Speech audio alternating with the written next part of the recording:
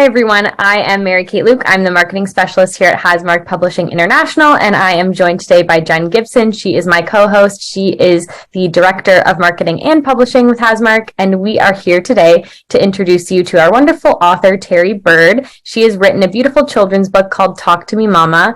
Now, this book is so special, Terrie. I was hoping you could start off by telling us a little bit about why you wanted to sort of share your teachings with the masses and share this story with the world.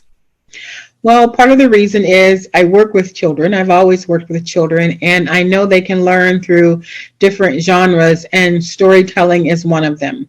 I like to make up stories. I like to make up songs. And many years ago, while trying to sleep, Talk to Me Mama started coming into my mind.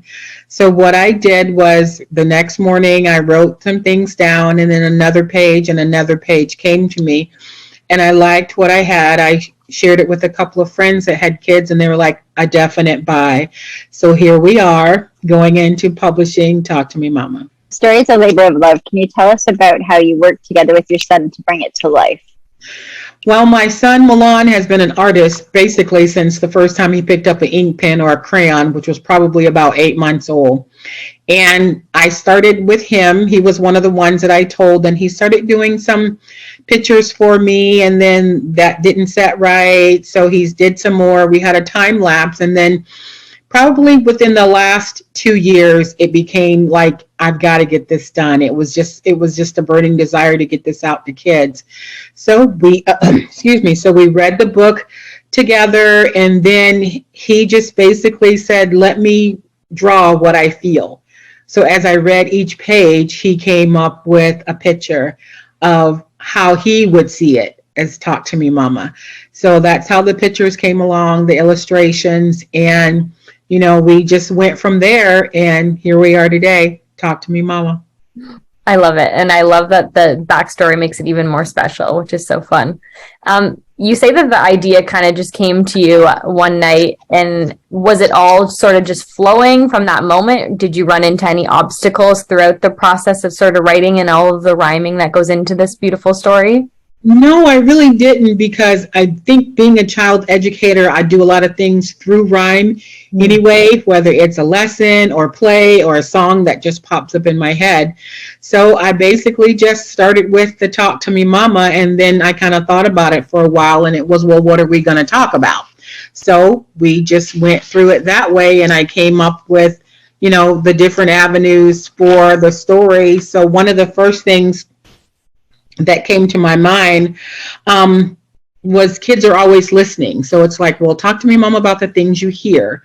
That's one of the pages. And then I think shortly before that, we had a zoo trip. So it was like the roar of the lion.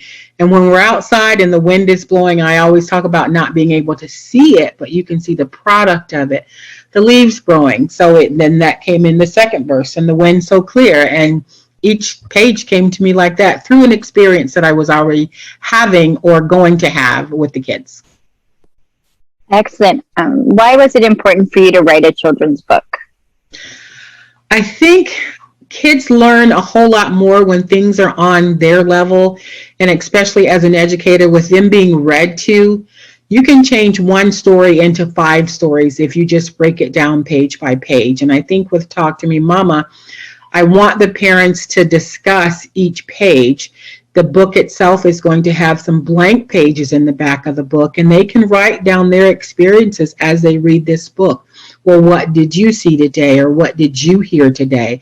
It could be anything from a train or a truck going by, or being outside and seeing an airplane but not hearing it. So I wanted to bring the book alive. I wanted my writings to be alive so that kids could hold them in their hands and talk about and share those experiences with whomever is reading it to them, another child, a caregiver, a grandparent, and as they get older, because this isn't something I don't want them to put down when they're 4 or 5. Once they start reading it, I want them to be able to read it to themselves, because that will be a totally different experience as well. Absolutely. And there's so much beautiful imagery in this book. You talked about how your son helped come up with some of those ideas. You did kind of just touch on it in that last question, but what do you hope that readers kind of take away from the overall message of the story and maybe take into their own lives to share with their own kids and into adulthood? I want them to experience and continue to share one that kids are always watching. So, the talk to me mama about the bounce in your step. We dance a lot with the kids to music and bouncing in the car and finger motions and things like that. And I want kids and parents to see, like I said, they're always being watched and that they need to discuss the things that the kids are seeing. Mm-hmm. Talk to me, mom, about the things I hear and those type of things. Talk to me, mom, about the people I see, because we're all different. We're all very different. And one of the things that came about the difference for me was my illustrator, also my son, is temporarily in a wheelchair. And I wanted kids that to be a part of their lives, not something that was an obstacle. So we talked about the different things that go on in life, people being different, and what are you thinking about today?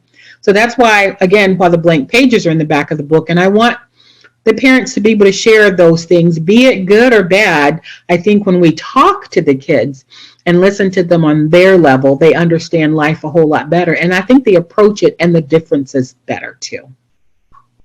Definitely. You kind of just answered, but what sets this story apart from other children's books? Because I want this to be an in-depth learning and fun experience for the person that's hearing the story as well as the reader.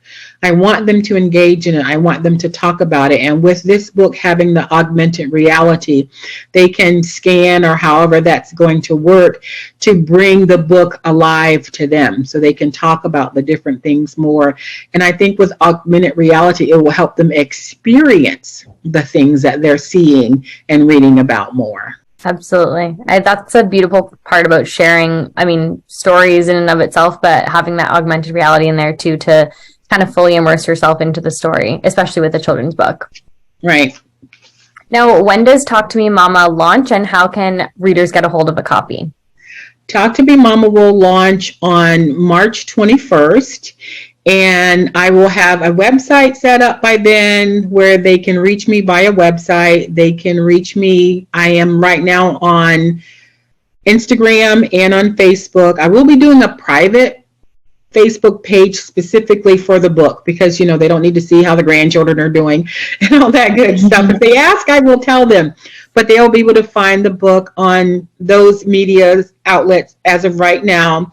We're trying to go into Barnes & Nobles and Amazon and just Google, and prayerfully when you type in Terrie Bird, and Talk to Me Mama will come up, and you can be able to join that experience with me through this book. Amazing. Well, you've shared your social media with us. That was our final question. So thank you so much for touching on that.